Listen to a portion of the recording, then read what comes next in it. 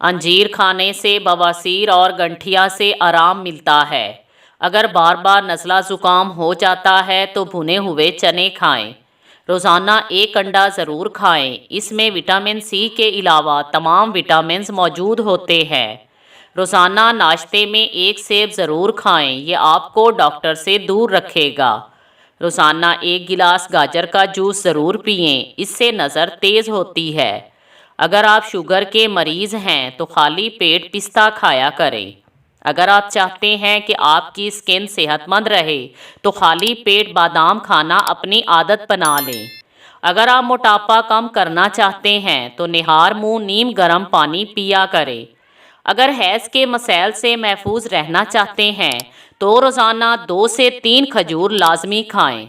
अगर सर में खुश्की हो तो सरसों के तेल में दही और अंडा मिक्स करके लगाएं। अगर सर में जुएं हों तो चमेली का तेल लगाएं। पेट में दर्द हो तो पुदीने के पत्ते चबा लें। खाली पेट मूंगफली नहीं खानी चाहिए, इससे वज़न में इजाफा होता है। अगर कह ना रुक रही हो तो एक चुटकी ज़ीरा खा लें। अगर खाना खाने के बाद भारीपन महसूस हो तो एक चुटकी सौंफ खा लें।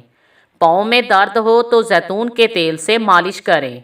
अगर ब्लड प्रेशर नॉर्मल रखना चाहते हैं तो रोज़ाना 1 चम्मच शहद और 2 जवे देसी लहसुन खा लें। ब्लड प्रेशर नॉर्मल रहेगा।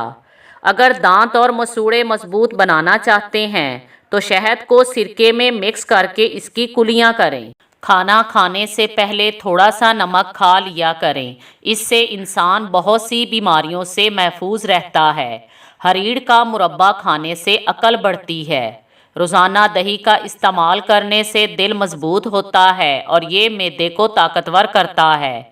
छोटे बच्चे कभी कभी बहुत ज़्यादा रोने लगते हैं तो ऐसी सूरत में 3 मरतबा सूरतुन नास और सूरतुल फलक पढ़कर बच्चे पर दम करें। इंशाअल्लाह ताला बच्चा रोना बंद कर देगा।